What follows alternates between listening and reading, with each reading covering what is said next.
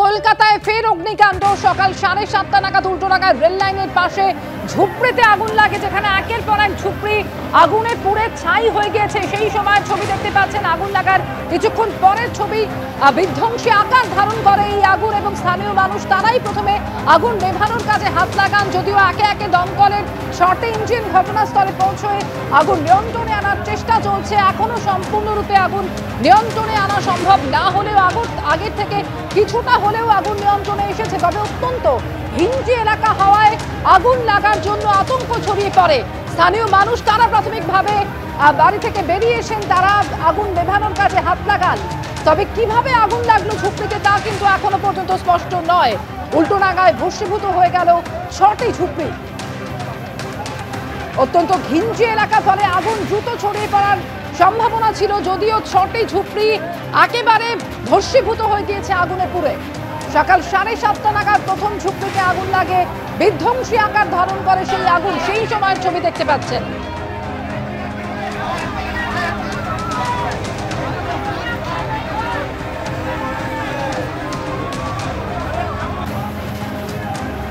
উল্টোডাঙ্গায় rail লাইনের একেবারে পাশেই এই ঝুপড়ি এবং রেল লাইন সংলগ্ন এই ঝুপড়িতে সকাল 7:30 নাগাদ আগুন লাগে। কিভাবে আগুন লাগলো তা এখনো স্পষ্ট নয়। তবে আগুন এতটাই বিধ্বংসী আকার ধারণ করে যে সেই আগুনে পুড়ে ছাই হয়ে যায় একের পর এক ঝুপড়ি। আগুন আরো ছড়িয়ে পড়ার সম্ভাবনা ছিল। তবে স্থানীয় মানুষ তারাই প্রথমে আগুন নেভানোর কাজে হাত লাগান। দমকলের 6টি ইঞ্জিন একে একে ঘটনাস্থলে পৌঁছয়ে আগুন আগের থেকে খানিকটা হলেও নিয়ন্ত্রণে আনা সম্ভব হয়েছে।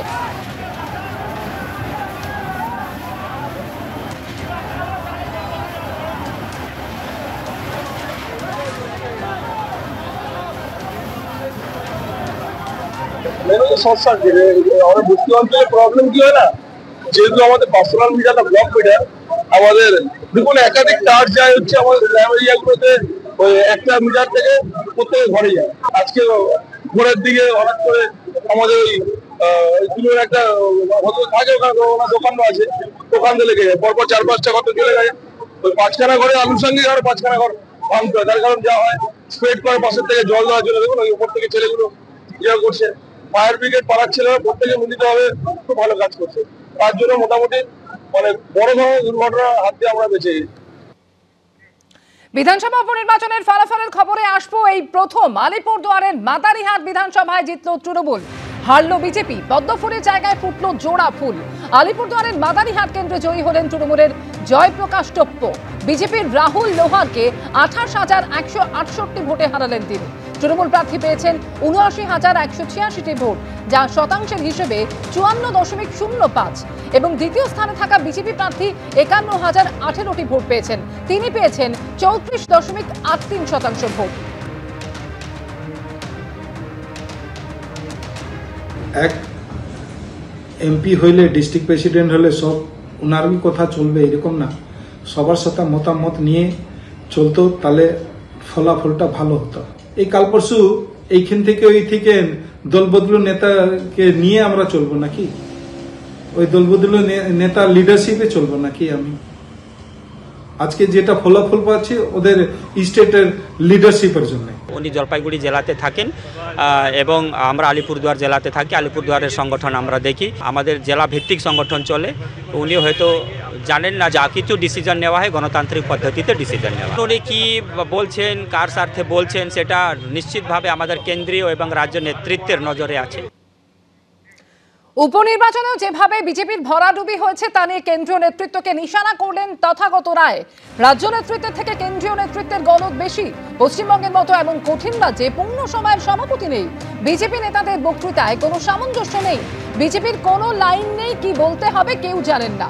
উপনির্বাচনে ভরাডুবির পর এমনই বিস্ফোরক বিজেপির প্রাক্তন রাজ্য সভাপতি।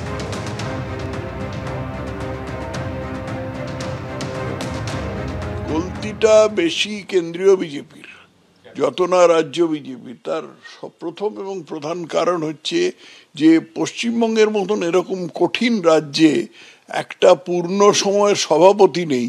এইটা আমি কিছুতেই হজম করতে পারছি না। একটা পূর্ণ সময়ের সভাপতি নেই, অমুকের জন্য অমুকটার জন্য অপেক্ষা করছি, তমুকটার জন্য অপেক্ষা করছি, এগুলো কোনোটাই আমার কাছে গ্রহণযোগ্য নয়। এবং যিনি সভাপতি আছেন তিনি দিল্লিতে একটা রাষ্ট্রমন্ত্রীর কাজ সামলাচ্ছেন। এই অবস্থায় দলের কি করে একটা কোনো দিশা থাকতে পারে?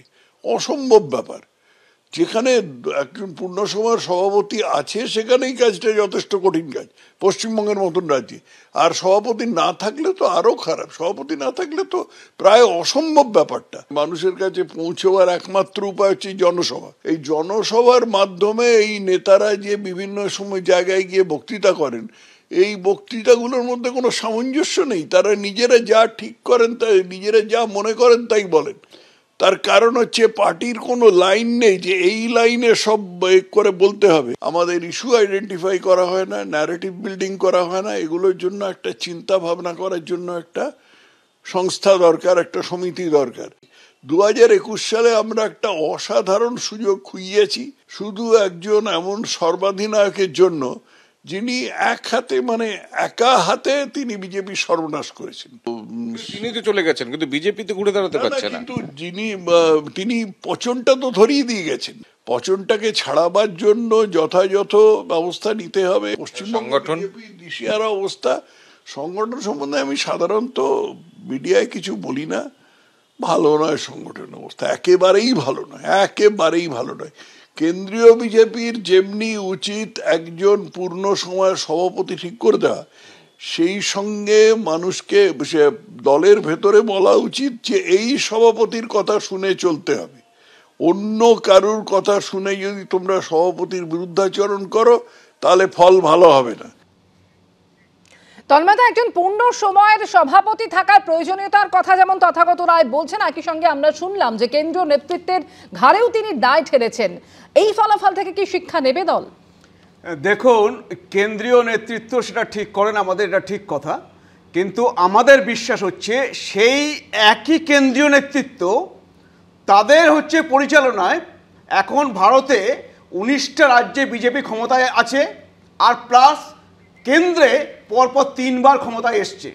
সুতরাং কেন্দ্রীয় নেতৃত্ব নিশ্চিত কিছু ঠিক কাজ করছেন বলে এই রাজ্যগুলিতে তো জনতা পার্টির সভাপতি আছে, পশ্চিমবঙ্গে তো সেটা নেই, যেটা তথাগত রায় বলছেন। জনতা পার্টি এই সাফল্যতা এসেছে কেন্দ্রীয় নেতৃত্ব থেকে, তো কারণ ভারতীয় দল কেন্দ্রীয় দল, এটা হচ্ছে জাতীয় দল। জাতীয় দলের ক্ষেত্রে সেখানে কেন্দ্রীয় নেতৃত্ব থাকবে। তো কেন্দ্রীয় নেতৃত্ব তো 19টা রাজ্যে ক্ষমতা এনে দিয়েছে ভারতীয় জনতা পার্টি। এই রাজ্যের ক্ষেত্রে সেই ফলাফলের প্রতিফলন কোথায় তন্ময়? এবার এই রাজ্যের ক্ষেত্রে যেটা দেখুন, আপনি এই রাজ্যে ম্যাজিক হয় বাই ইলেকশনে। আমি আপনাকে একটা, আপনি তো এতদিনের সাংবাদিক, আপনি আমাকে একটু বলে দিন তো, এই দিনহাটা বিধানসভায় 2021-এ উদয়ন গুহ হেরেছিলেন, বিজেপি জিতেছিল। সেই একই বিধানসভায় 3 মাস পরে বাই ইলেকশন হলো। তৃণমূলের এতটাই হচ্ছে দম্ভ, তারা উদয়ন গুহকেই প্রার্থী করলেন। আর সেই প্রার্থী তখন কি করলেন, 1,90,000 ভোট পেলেন, 84%। তো এটা কোন ম্যাজিকে হয়েছে আমাকে বলে দিন। কথা হচ্ছে যে হতাশা বা পরাজিতের একটা আর্তনাদ বিভিন্ন রকম করবে, কারণ আপনি জানেন ভালো করে, আমাদের তো ম্যাজিক জানেন 2019 সালে 2 থেকে 18টা হয়েছিল, তখন সভাপতি ছিলেন দিলীপ ঘোষ। আজকে দিলীপ ঘোষের যে অবস্থান, তাকে হারতে হয়েছে তার মেদিনীপুর কেন্দ্র থেকে অন্য জায়গায় দিয়ে। এই তো বিজেপি। 2021 সালে ইস বার 200 পার। আপনাদের দল মোদীজি, অমিতজি, আমাদের একটাই জি, মমতাদের আশীর্বাদ মানুষের প্রতি। এটা মাথায় রাখতে হবে। 2024-এ অমিত শাহ এসে টার্গেট করেছিলেন 35টা। ঠিক এই জায়গায় মহানন্দীর কাছে আসবো। মহানন্দীর আগেও অতীতে আমরা বারবার দেখেছি, সেটা প্রধানমন্ত্রী নরেন্দ্র মোদী হোক কিংবা অমিত শাহ, তারা এই রাজ্যে এসেছেন, ভোট প্রচারে ঝড় তুলেছেন এবং জয়ের লক্ষ্যমাত্রা বেঁধে দিয়েছেন, কিন্তু তারপরেও এই ফলাফল। সেক্ষেত্রে কোন কৌশলে জয়ের রাস্তা খুঁজবে বিজেপি? হ্যাঁ, একদমই। পশ্চিমবঙ্গের রাজনীতির চিত্রে, মানচিত্রে আমরা পরিষ্কার দেখতে পাচ্ছি কয়েকটা ফ্যাক্টর। তার মধ্যে একটা হচ্ছে খুব গুরুত্বপূর্ণ, সেটা হচ্ছে বিরোধীদের প্রপার আন্দোলন নেই, বিরোধীদের অস্তিত্ব কিন্তু তাদের প্রমাণ করার দায়িত্ব রয়েছে। কাজে সেই দায়িত্বটা তারা পালন না করলে শাসক দলের দায়িত্ব নয় বিরোধীদের আন্দোলন তৈরি করা। এটা একটা ব্যাপার। আরেকটা খুব গুরুত্বপূর্ণ, যেটা অবশ্যই খুব গুরুত্বপূর্ণ ফ্যাক্টর, পশ্চিমবঙ্গে 35% মুসলিম ভোট। তারা কিন্তু কখনোই বিজেপিকে ভরসা করে না। যেখানে বিজেপি পার্টি তারা সংবিধান সংশোধনের জন্য মামলা করে, কিন্তু বঞ্চনা তো আছে, কিন্তু বঞ্চনা প্লাস সংবিধান সংশোধন করতে চাইছে যে ডবল ইঞ্জিন সরকার হয়নি বলে বঞ্চনা টাকা আটকে দিয়েছে, 100 দিনের কাজ আবাসনের টাকা দিচ্ছে না। প্লিজ 35% সেখানে বা বিজেপি ধর্ম নিরপেক্ষতার এগেইনস্টে সংবিধান সংশোধনের কথা বলে, তারা বিজেপিকে ভোট দিতে চায় না, দেবেও না। খুব সংক্ষেপে আমি যেটা বলছি একটুখানি বলে নিই। প্রথমত আরেকটা খুব গুরুত্বপূর্ণ জিনিস, সেটা সার্বিকভাবে সমস্ত দেশে, সেটা হচ্ছে দুর্নীতিটা মান্যতা পেয়ে গেছে। এবং সেটা শুধুমাত্র আমাদের দেশে নয়, আপনারা দেখুন আমেরিকাতে ট্রাম্প যার বিরুদ্ধে 40 সময় খুবই সংক্ষিপ্ত, সময় খুবই সংক্ষিপ্ত। চন্দনদা, বিরোধীরা কি তাহলে কোথাও আন্দোলন দেখো, আমি বিজেপির প্রশান্ত কিশোর নই, সুতরাং এখানে আমি আমার আলোচনা অন্তত এই দিকটা আসবে না। কিন্তু একটি কথা তোমাকে বুঝতে হবে, সেটা হলো যে আজকে বিজেপি পশ্চিমবাংলায় যে অপরচুনিটি পেয়েছে অন্তত 2021-এ এবং তার আগে একটা পারসেপশন তৈরি করতে পেরেছিল, সেখানে দাঁড়িয়ে আজকে বিজেপির অবস্থান কোথায়, এবং সেটা শুধু আন্দোলনের জন্য না, এটা বাস্তব কথা যে বিজেপি সম্ভবত পশ্চিমবাংলার মাটিকে বোঝেনি এবং পশ্চিমবাংলার মাটিকে বোঝেনি বলে আজকে এই অবস্থায় এসে দাঁড়িয়েছে। আমি অস্বীকার করিনি, আমি আমার কথা বলছি না।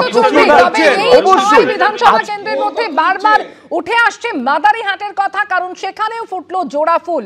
এবং ফের একবার বাংলায় ভোটে ভরাডুবির পর বঙ্গ বিজেপির শীর্ষ নেতাদের গলায় শোনা গেল নানান অজুহাত। আমার যেটা মনে হয়েছে, সময়ের ডাক, সংগঠনকে নির্বাচনমুখী, দল এবং মোর্চাকে আন্দোলনমুখী করা দরকার। বাই ইলেকশন আর নর্মাল ইলেকশনের রেজাল্টের মধ্যে মেন। নতুন আসনে জেতা কিংবা দাগ কাটা তো দূরের কথা, উপনির্বাচনে জেতা আসনও হাতছাড়া হলো বিজেপির। মাদারিহাট। ফের একবার বাংলায় ভোটে ভরাডুবির পর বঙ্গ বিজেপির শীর্ষ নেতাদের গলায় শোনা গেল নানা অজুহাত। শুভেন্দু অধিকারী যখন কার্যত দায় ঠেললেন দলের সংগঠনের দিকে, তখন সুকান্ত মজুমদার বললেন 2026-এ পশ্চিমবঙ্গে বিজেপি সরকার গড়বে। আমি বিরোধী দলনেতা, আমি সংগঠনের আভ্যন্তরীণ বিষয়ে নাক গলাই না, যুক্তও থাকি না। আমার যেটা মনে হয়েছে, সময়ের ডাক, সংগঠনকে নির্বাচনমুখী, দল এবং মোর্চাকে আন্দোলনমুখী করা দরকার।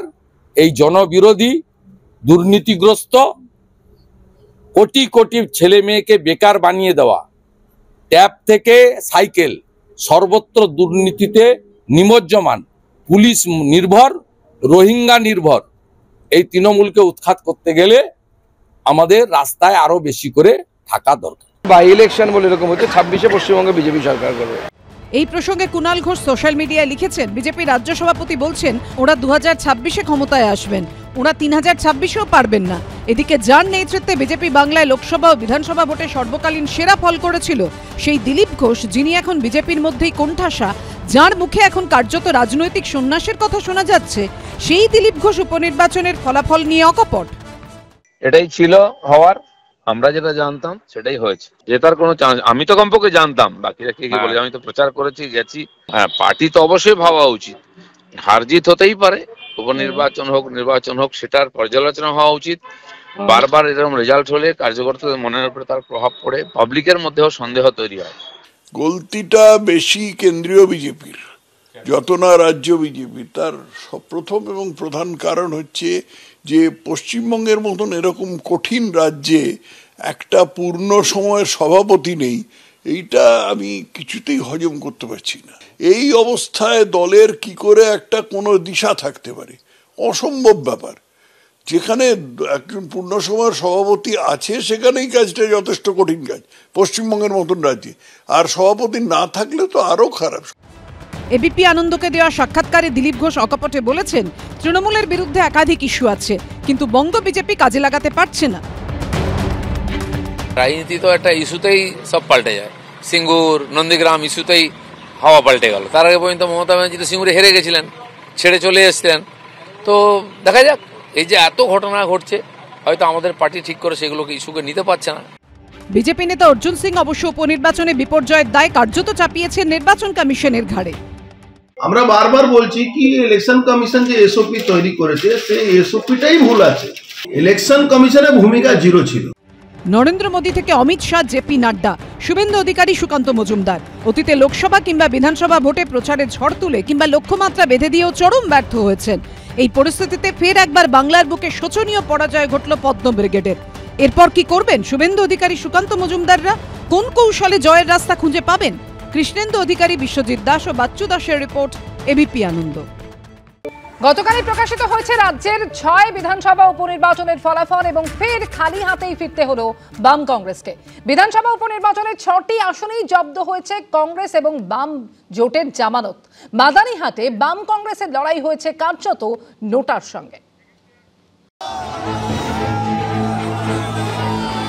বিধানসভা উপনির্বাচনে তৃণমূলের জয় জয়কার, জয়ের ডবল হ্যাট্রিক করল রাজ্যের শাসক দল। ফের শোচনীয় পরাজয় হলো বাম কংগ্রেসের। শুধু শূন্য হাতেই ফেরা নয়, 6টি আসনেই কংগ্রেস এবং বাম জোটের জামানত জব্দ হয়েছে। গত বিধানসভা এবং লোকসভা নির্বাচনে সিপিএম কংগ্রেস একসঙ্গে লড়াই করলেও এবারে উপনির্বাচনে হাত ধরেনি বামেরা। আইএসএফ এবং সিপিআইএমএল এর সঙ্গে আসন সমঝোতা হয়েছে, আর কংগ্রেস লড়াই করেছে এককভাবে। আমরা 2011-এ তৃণমূলকে সমর্থন করেছিলাম, আমাদের ঝান্ডাটা ওদের সঙ্গে বাঁধা ছিল। 2011-এর পর থেকে আমরা লালের সঙ্গে জোট করেছি। এই মুহূর্তে আমরা লাল বা তেরেঙ্গা বা কোনো আমাদের একক লড়াই করতে হচ্ছে। এই লড়াইটা কঠিন। যে 6টি বিধানসভা কেন্দ্রে উপনির্বাচন হয়েছে তার মধ্যে সিতাইতে বিজেপি, কংগ্রেস এবং ফরওয়ার্ড ব্লকের জামানত জব্দ হয়েছে। মাদারিহাটে জামানত জব্দ হয়েছে কংগ্রেস এবং আরএসপির। এখানে বাম কংগ্রেসের লড়াই হয়েছে কার্যত নোটার সঙ্গে। নৈহাটিতে বাম সমর্থিত সিপিআইএমএল এর প্রার্থী এবং কংগ্রেসের জামানত জব্দ হয়েছে। হাড়োয়ায় জামানত জব্দ হয়েছে সিপিএম এর জোট সঙ্গী আইএসএফ, কংগ্রেস এবং বিজেপি। যে মেদিনীপুর একসময় ছিল কংগ্রেসের গড়, সেখানে কংগ্রেস নেমে গেছে 4 নম্বরে, আর সিপিএম প্রার্থী দ্বিতীয় হয়েছেন, তারও জামানত জব্দ হয়েছে। তালডাংরাতেও জামানত জব্দ হয়েছে সিপিএম এবং কংগ্রেস প্রার্থী। উপনির্বাচনের ফল কীরকম হয় আমরা সবাই জানি, শাসকের পক্ষে যায় বরাবরই। আর পশ্চিমবাংলার শাসক তো 1,60,000 ভোটে জেতার জন্য আছে। 1,60,000, 1,30,000, 80 ভাগ, 85 ভাগ, যত বেশি ভোটে তৃণমূল জিতেছে যেখানে, এটা বুঝে রাখুন, তত বেশি দাপটের লড়াই হয়েছে। আর এই দাপটের লড়াইটার অংশীদার কে হবে, এই নিয়ে তৃণমূল রোজ চলবে। 26-এ উড়ে যাবে। আজকে যেটা হলো, আজকে হলো 24, 24-এ 6, 26-এ 260। তবে বাংলায় সিপিএম শূন্য হলেও সান্ত্বনা পুরস্কার এসেছে মহারাষ্ট্র থেকে। মহারাষ্ট্রে বিজেপি নেতৃত্বাধীন জোটের ঝড়ের মধ্যেও একটি আসন ধরে রাখতে সক্ষম হয়েছে সিপিএম। দহনু আসনে বিজেপিকে 5,133 ভোটে হারিয়ে জিতেছেন সিপিএম প্রার্থী বিনোদ ভাবা নিকোলে। 2019 সালেও এই আসনে জিতেছিলেন এই সিপিএম প্রার্থী। এবারেও আসনটি ধরে রাখলেন তিনি। এদিকে বাংলার 6টি আসনের মধ্যে 6টিতেই পরাজয়। 2টি আসনে জামানত বাজেয়াপ্তর পর বিজেপিরও সান্ত্বনা সেই মহারাষ্ট্র। আরব সাগরের তীরে বিশাল জয় সেলিব্রেট করতে শনিবার গঙ্গার পাড়ে রাজ্য বিজেপি সদর দপ্তরে তুবড়ি জ্বালিয়ে উচ্ছ্বাসে মাতেন বিজেপি কর্মীরা। এদিকে উপনির্বাচনের ফল নিয়ে সোশ্যাল মিডিয়ায় মমতা বন্দ্যোপাধ্যায় লিখেছেন, আমার অন্তরে অন্তঃস্থল থেকে মামাটি মানুষকে জানাই প্রণাম। আপনাদের এই আশীর্বাদ আমাদের আগামী চলার পথে আরো সক্রিয়ভাবে কাজ করার উৎসাহ দেবে। মানুষই আমাদের ভরসা, আমরা সবাই সাধারণ মানুষ, এটাই আমাদের পরিচয়। আমরা জমিদার নই, মানুষের পাহারাদার। মানুষের আশিস আজীবন আমাদের হৃদয় স্পর্শ করে থাকবে। এদিকে একটা সময় নরেন্দ্র মোদী থেকে মমতা বন্দ্যোপাধ্যায়ের দলের হয়ে ভোট কৌশল তৈরি করেছিলেন যে প্রশান্ত কিশোর, এবার রাজনৈতিক দল তৈরি করে প্রথমবার বিহারে ভোটের ময়দানে নেমেছিলেন তিনি। কিন্তু বিহারের উপনির্বাচনে 4টি বিধানসভা আসনে হেরেছে প্রশান্ত কিশোরের দল। ইমামগঞ্জ, বেলাগঞ্জ, রামগড়, তারারি কেন্দ্রে প্রার্থী দিয়েছিলেন প্রশান্ত কিশোর, যার জায়গাতেই তার দলের প্রার্থীর জামানত বাজেয়াপ্ত হয়েছে। আবির দত্ত, রঞ্জিত হালদার ও সুদীপ্ত আচার্যের রিপোর্ট, এবিপি আনন্দ। চন্দনদা, তৃণমূল কংগ্রেসের জয় ডাবল হ্যাট্রিক, আর সেই জায়গায় বাম কংগ্রেসের এমন শোচনীয় পরাজয়। যে মেদিনীপুর একসময় কংগ্রেসের গড় ছিল, সেখানেও কংগ্রেস 4 নম্বরে নেমে এসেছে। কোন পথে ঘুরে দাঁড়াবে বিরোধীরা? Amita, very interesting. আমি তোমাকে একটা রেফারেন্স দিলে বুঝতে পারবে। 158 ধারা ইলেকশন কমিশন 1961, ঠিক যে সময় ধারাটা তৈরি হয়েছিল তখন ওই তুমি এই যে প্রসঙ্গটা বললে জামানত বাজেয়াপ্ত, অর্থাৎ ফরফিট অফ দি ডিপোজিশন, সেখানে কংগ্রেস প্রার্থীর চেষ্টা করলেও হারতে পারত না। তার কারণ সেই সময় কংগ্রেস ডমিনেন্স ছিল এবং উল্টো দিকে জনসংঘ থেকে আরম্ভ করে অন্যান্য যেসব পার্টিগুলো তাদের জামানত বাজেয়াপ্ত হতো। পরিস্থিতি ঘুরতে আজকে কিন্তু এই কংগ্রেসের ব্যাপারেই তুমি এই প্রসঙ্গটা তুললে। প্রসঙ্গটা হচ্ছে এটা একটা ডায়নামিজম। এই ডায়নামিজমে আজকে আমরা কিন্তু ওয়াটার টেস্টে নেমেছিলাম যে আজকে আমরা ইন্ডিপেন্ডেন্টলি কি করতে পারি, এবং তাতে জামানত বাজেয়াপ্ত হলেও আমরা যে পরিমাণ ভোট পেয়েছি বা যেভাবে আমরা একটা স্ট্র্যাটেজিক্যালি এই ডিসিশনটা নিয়েছি, সুতরাং আমরা জিতবো বলেও আসিনি। আমি বারবার বলেছি আমরা এখানে টেস্ট অফ ওয়াটারের জন্য এসেছিলাম, ভূমিটা কি সেটা বাস্তব, আমরা সেই রেজাল্টটা গ্রহণ করি। বেশ, শ্রমিকদার 6 কেন্দ্র এই ফলাফল, তারপরে সুকান্ত মজুমদার কিন্তু বলছেন যে 2026-এ সরকার গড়বে বিজেপি। হ্যাঁ না, ওরা তো 21-এও করেছিল, এইবার 200 পার করে তো সরকার গড়ে নিয়েছিল। বিধানসভায় তো এখন 66-র নিচে, যতটুকু জানি 77-এর পরে, 77 থেকে এখন 66। আমরা এটুকু বলছি যে 1987 সালে বামফ্রন্ট সরকারের মনে আছে 251 ভোটে সর্বোচ্চ বিধায়ক ছিল বিধানসভায়। এখন তৃণমূলের বিধানসভায় সদস্য সংখ্যা বেড়ে হয়ে গেল 225। এই 221 থেকে 4 জন বিজেপি থেকে চলে এসেছে 221। স্বাভাবিকভাবে 250 আমরা টার্গেট 2026। এই যে দিবা স্বপ্ন, যত স্বপ্ন দেখবে ভালো, তো এই স্বপ্নকে সত্যি আমি তো বলছি ওনার দলের ভেতরে ওনার বিধায়করা থাকবে কিনা আমার সন্দেহ হচ্ছে। তার কারণ এই যে বলছে না সুজন বাবু, নন্দরানী দল তখন সেন্ট্রাল ফোর্স ছিল নাকি? অনিল বসু এসেছিল।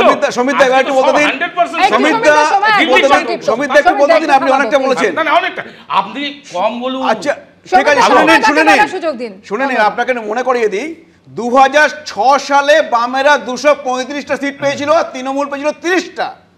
আর সেই 2006 পরে 2011-এ বামেরা ডিগবাজি খেয়েছিল আর তৃণমূলের উল্টো ফল হয়ে গেছিল। না 2019-এ যে লোকসভা ফল করেছিলেন 2024-এ একেবারে 6টি বিধানসভা কেন্দ্রের উপনির্বাচন, আর সেই উপনির্বাচনের ফলাফলে তৃণমূলের জয় জয়কার। কোন পথে ঘুরে দাঁড়াবে বিরোধীরা, এই প্রশ্ন অবশ্যই থাকছে। আলোচনার জন্য সময় একেবারেই শেষ। যারা ছিলেন প্রত্যেককে ধন্যবাদ জানাবো।